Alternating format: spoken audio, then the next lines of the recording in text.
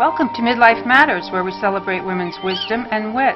I'm Georgian Lussier, your host, and I'm delighted to introduce today's guest, Dr. Mary Jane Williams, a renowned educator, advocate, and leader within the nursing community, and she has over 40 years of healthcare experience.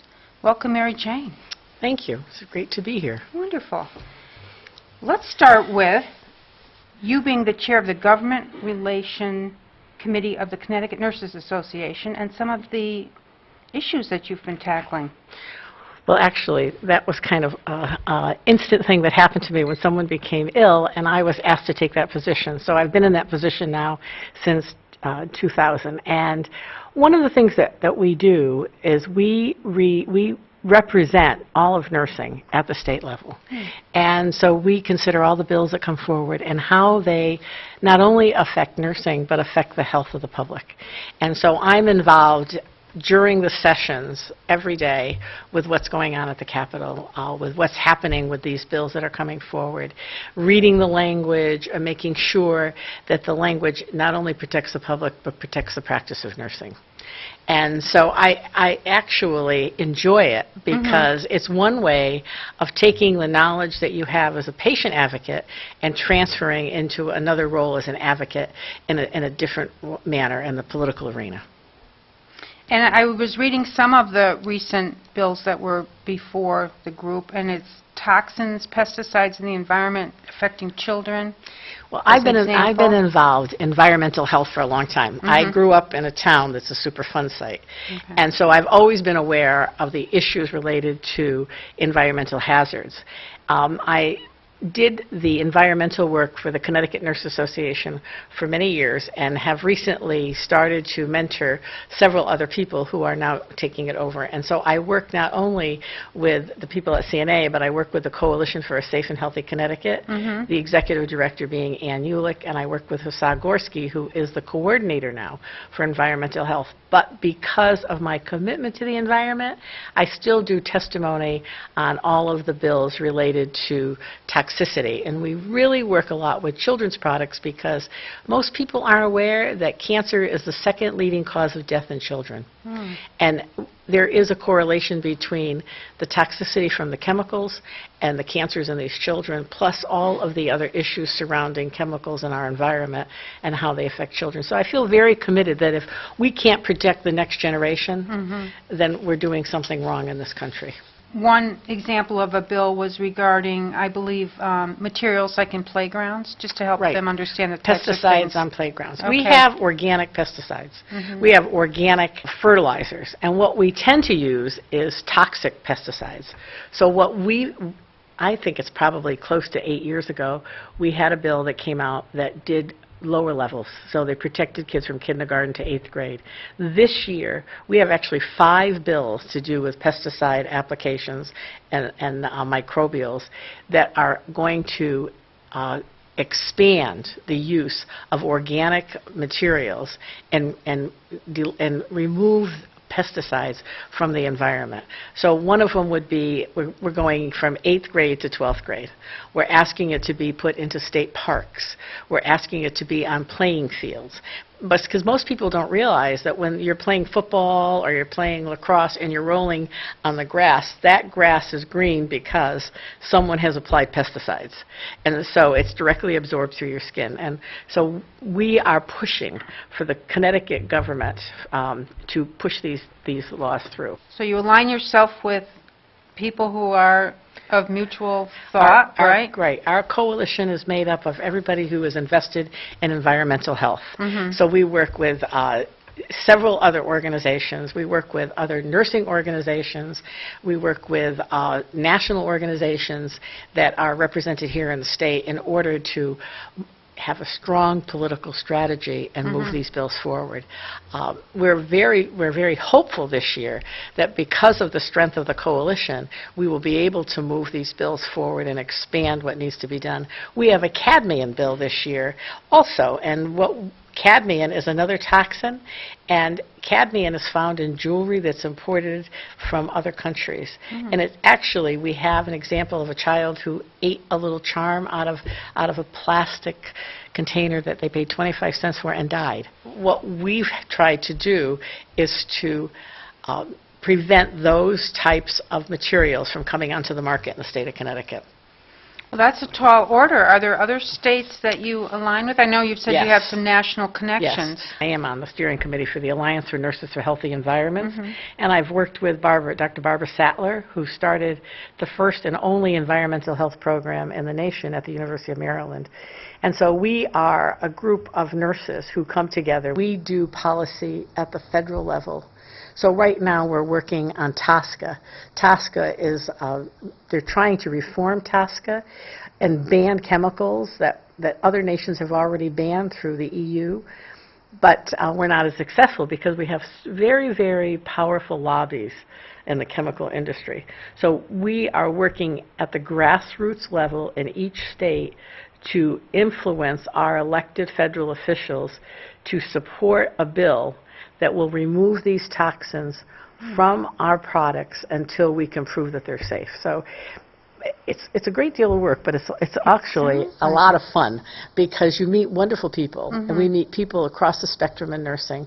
So we have people who are educators, we have people who are working in hospitals, communities, public health settings, and we all see the correlation between the environment and illness. And our goal is to change that. You promote nursing professionalism, and you've been called the voice for nursing in Connecticut. I picked that up somewhere. So is that a moniker that you accept and say, yes, you guess so? It's a moniker that I have, but that I wish other nurses would have alongside of me. As I said, in 2000, I picked up this responsibility. Because at that time I was an educator and I could manipulate my schedule as long as I met the demands of my role, I was able to do the work that I do in advocacy. And I was also able to educate other nurses to begin to do this. And so over the last 15 years, I have been actively involved in the state and at the federal level, but not as much, doing the policy with nurses, doing the work that has to be done to educate people about nursing, and actually have a group that I worked with at the University of Hartford, and they call themselves the Williams 11. And they wrote an entire curriculum related to the environmental health. After they developed the curriculum, we went around the state of Connecticut to other nursing schools, and we presented the information to the individuals who came to the presentations. Several of those nurses now are teaching. They have doctoral degrees. One is at Sacred Heart, and she does a great deal of work with the environment, and she's actually working not only at the state level, but she's working in the international arena now with environmental health.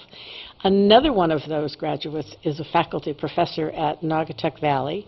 She has designed curriculum for the associate degree nurses so that they will have in their repertoire competency in environmental health. And she has not only done that at the state level, but she's done that at the national level. So, and many of them have done similar things. They're publishing, they're working in their own settings to educate people, they're working in the national arena, and individuals are now beginning to see the importance of having a healthy environment, what it's doing to our water, what it's doing to the foods we eat, and then ultimately how it affects the health of the people that we serve. And do you work with public health departments as one of your We do work with the public health department. And educators. And we work with educators. And Ann Ulick, who is the executive director for the coalition, and Hassan Gorski, who is now the coordinator for environmental at the Connecticut Nurses Association, myself, we will go out to any programs and do educational sessions to help nurses to understand how this relates to them and what their role is and how they can develop these competencies for the future.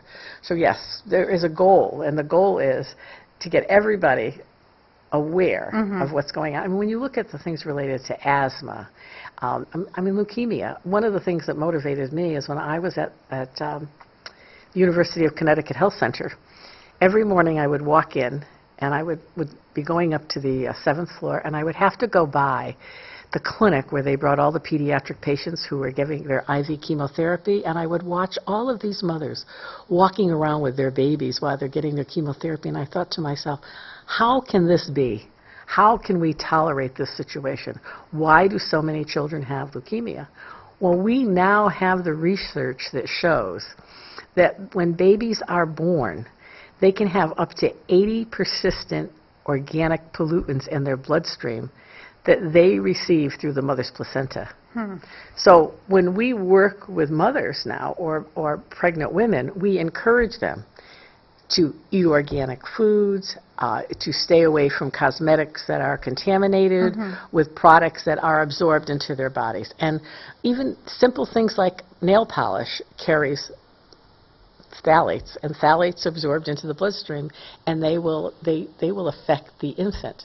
So we're trying to educate the public related to environmental health.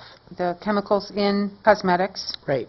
If you really start to look into it, it's hard to find some that don't have them. That's right. Even though they might be labeled as all natural. Right. You look at the ingredients, not so much. That's right. They have to say organic. Okay. If they say natural, it doesn't really, it's like we talked about candles and a lot of the products that we use, they have to say that they are organic and that they are not chemically based. I was just reading something the other day about propyl glycol in some of the diet foods that we eat, which is unheard of. So we're only beginning to uncover all of the issues related to environmental hazards for our health.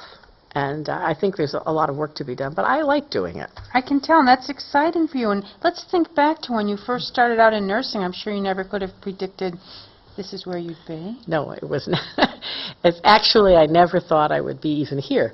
I did, when I graduated from high school, I didn't know what I wanted to be. And of course, I grew up in an era where you had to get married, be a secretary, a nurse, or a teacher. And of course, I didn't want to get married, and I couldn't type. Of course, of course. I was too young, you know. And although I had classmates who did get married right out of high school, so I picked nursing. And I didn't know where I wanted to go to school, so I decided to go. I went around to 5 or 6 different schools. I went to a couple of universities. And I was lucky enough to meet Ona Wilcox. Now, Ona Wilcox was the director of nursing at Middlesex Hospital and also the director of the School of Nursing. And the day I went in and sat next to her and talked to her about what I wanted, and she looked at me and she said to me, "You will be a fine nurse." I knew I had found my place. And so I enjoyed that 3 years, and I did find what I wanted to be. I actually had opportunities to go forward and do medicine, and I said, no, I'm a nurse, and I'm going to practice nursing. And I've actually practiced nursing. This is 51 years that I've been a nurse. And I said I will have my license until I die, because it means that much to me. I think that people do not understand how the role of the nurse evolves, and that's what's happened with me. My role has evolved over time. As I became competent in one area, I moved to another area to build on my competence. And I kept doing that. And so I found that it opened up many doors. And it's still opening doors after all these years. So you were a nurse, and you were in different disciplines and functions. I believe you were an intensive care nurse. I did critical care nursing for many years. Okay. But I went back to school. I went back to school almost immediately because I knew I needed to get a baccalaureate degree, and that's a long story, but I moved into a baccalaureate degree, and while I was doing that, I worked in a physician's office because it allowed me to manipulate my hours. I went to work as an educator in a diploma program, and so I not only taught acute med surg, I taught maternal child health and pediatrics because we were rotated. After 6 years of doing that, I was offered a job at Yale University, so I went over to Yale and I replicated a research study that was funded by the federal government, and it was amazing. I studied the psychological effects of surgical preparation on the child, and I had 2 great years. And when that finished, I decided to look for different roles. And I had also completed a master's degree at Southern during that same time. So I explored different roles, and I ended up applying for a job at Central Connecticut State University. I was teaching in a nurse-teacher education program, and we decided to move into a baccalaureate in nursing program. Developed that program, implemented that program, got that program accredited, and that program is still running quite well. And I worked there for 28 years. In that program, and enjoyed every minute of it, and I still meet those graduates of that program all over the state, and I'm very proud of the fact that they've done so well. I think that it's open doors. Nurses going back to school, getting their baccalaureate degree, and moving on opens doors for them that they don't think are available. I've had students say to me, the one lesson we learned from you is that we had to set goals for ourselves, and if we set those goals, we could reach them. And I think that the best thing a faculty person can do is empower the individual to achieve at the highest level that they're possible for them. And so that was always my goal as an educator. So during that whole time that I taught, I also practiced, because you cannot teach nursing unless you practice nursing. And then when I decided it was time not to do the clinical piece, I moved into the policy piece. So I actually say to people now, my practice is in the political arena. That's what I'm going to do, and that's where I practice. And I heard an interview with NPR from 2007, and the topic was around, they were saying we're going to need 90% more nurses into the future, talking about different requirements educationally for nurses and how that was shifting. So what's the current state with nurses and education? Education. The Institute of Medicine recently did a study, it's probably 2 years, going on 3 years, where they had a group of people who looked at all of the issues related to nursing. And they came out with 4 recommendations. And one of the recommendations is that nurses should be educated to the highest level possible. They are pushing to have 80% of all nurses educated at the baccalaureate level. Baccalaureate has become the recommended entry into practice. If you look at the state of Connecticut, we do have associate degree programs, but those associate degree programs are now all articulated with baccalaureate programs so that the nurses who graduate with an associate degree can move into a bachelor's degree. We have many nurses who have stayed in nursing who are now quite old. The mean age of nurses in Connecticut is a little bit higher than the national mean, and so we're pushing in the 50s. Our staff nurses are up in the 50-year-old range. What is going to happen is that we're going to see a huge retirement of nurses who have been working longer and harder. And if we don't continue to educate nurses at the same level that we have done in the past, we will have a shortage. At the same time, the role of the nurse is changing greatly, because nurses are now, because of funding and budget cuts and things that are happening with the health care, nurses are being required to work in a different way, to become the leaders in health care. And nurses haven't always accepted that role. So combined with the push for higher education, and not only to the bachelor's level, but to the master's and to the doctoral level, we need to see a larger influx of students who move along that path. And we will be able to, meet the needs of the people in this state and in other states if we keep doing that. If we discourage nurses, or nurses leave nursing, and we do have some attrition from nursing, then we may have problems providing for the staffing needs of our state as we move forward.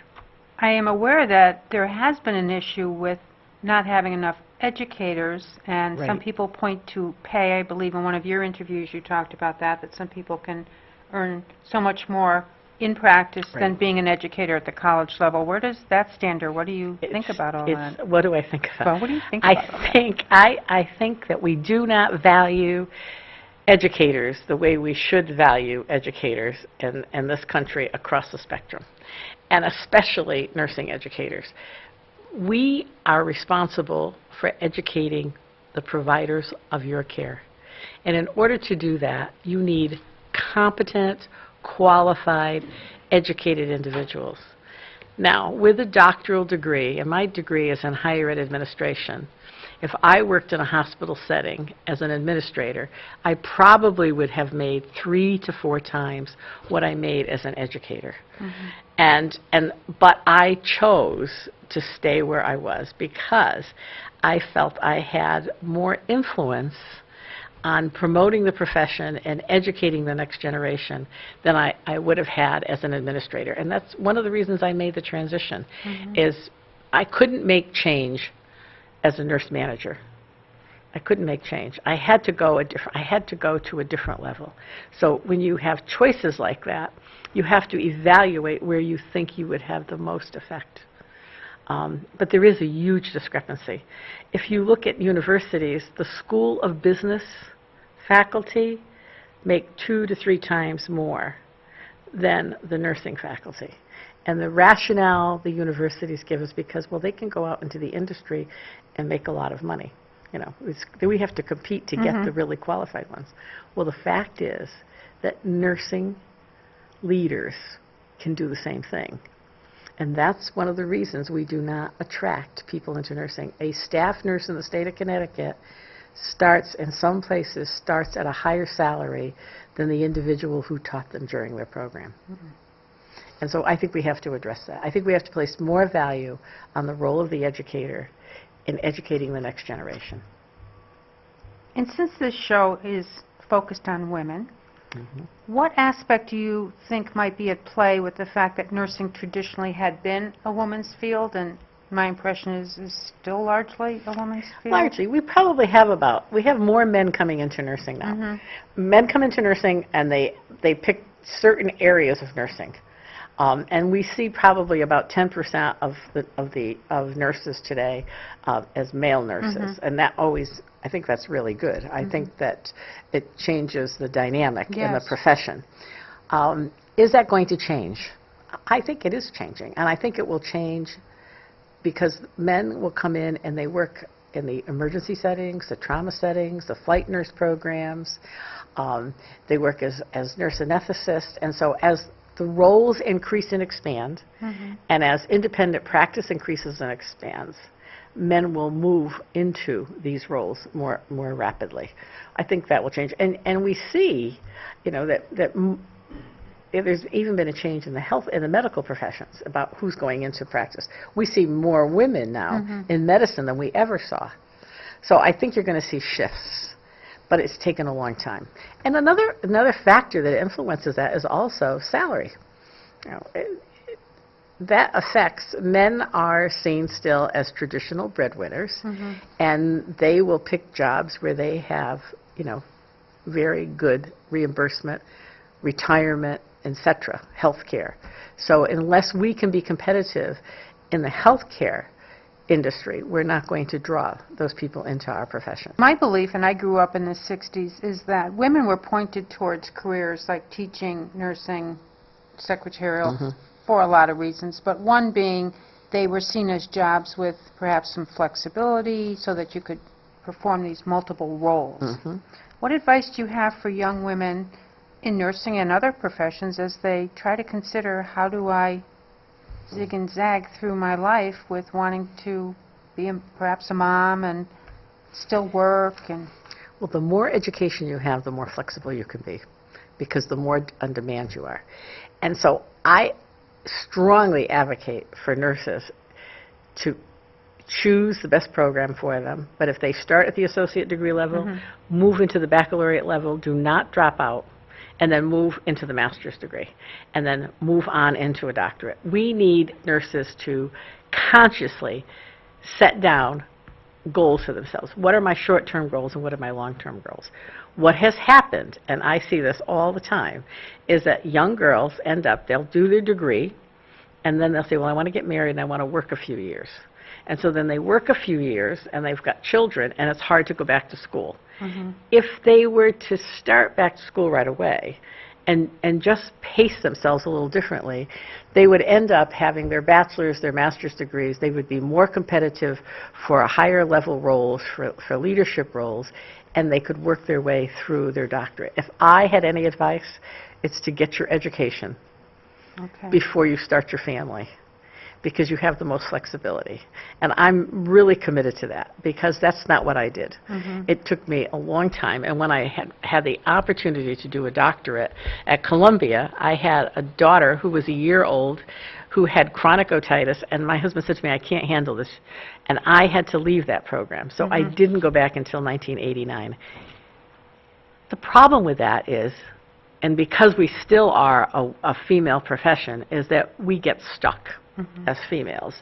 And our careers never soar because we haven't had that opportunity, we haven't completed our education, and we have to pace ourselves because we're in traditional roles. So I tell young girls, go to school, get your education, set reasonable goals, hire a housekeeper. You don't have to do it all, you know, and good services to support if you have children. If you want to work, there are many ways to do that, and to do it productively, and to still have a happy home and a good family. And I was lucky because I had a very, very supportive husband, and we shared those roles. And he would take care of the children some of the time, and I would take care of some of the children other times. And we put them in schools close to where we worked, which cost more money, but it allowed me to go to work every day, drop them at school, and when I needed to pick them up to take them and move them, I could do that and go back to my work. So you have to really think about it. What do I want to do? And where do I want to be? And how am I going to get there? And do it reasonably so that I can be a productive citizen and yet still have a family if I want it, and healthy children. And what advice would you give to your younger self? My younger self would have been to get my degrees quicker, to set those goals for myself, because I didn't do that. I drifted. And when I did my bachelor's immediately. And then when I went to work at St. Raphael's, you know, my director of nursing said to me, well, you know, you could take a course here and there. We just want you to be active. And I said to her, well, if I'm going to go to school, you know, I need to get something out of it. So I went and did a degree at Southern Connecticut. It was not in nursing, because Southern didn't have a nursing program. The only program at the time in the New Haven area was Yale School of Nursing, and it was full-time, and I was self-supporting. But I got a degree in counseling and guidance. I had wonderful faculty. And that counseling degree has helped me in everything that I've done over the past 35, 40 years. But it was the wrong degree, because when I wanted to teach in a baccalaureate nursing program, the accreditors required that you have a master's in nursing. So I had to go back to school and get a master's in nursing.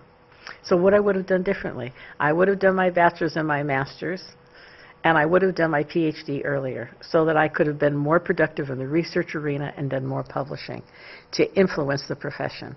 What I have done has stayed in Connecticut, because I do not write, I'm not a prolific writer, because everything came too late. So when I say to you that Kathy Murphy is writing articles and Michelle Cole is writing chapters and they've done their DNP, to me, that's success. Because they're young, they're finished their doctorates, or they're finishing their doctorates, and they're moving forward, and they're going to have a huge impact on the profession and on the students that they educate. So for my younger self, I would have said, do it quicker. But I grew up in an era of the 50s and 60s. Right. So you accomplished a tremendous amount. Found your way. So thank you so much, Dr. Mary Jane Williams, for coming on the show. And please tune in to watch other fascinating women share their stories on MidLIFE Matters. Thanks very much. Thank you.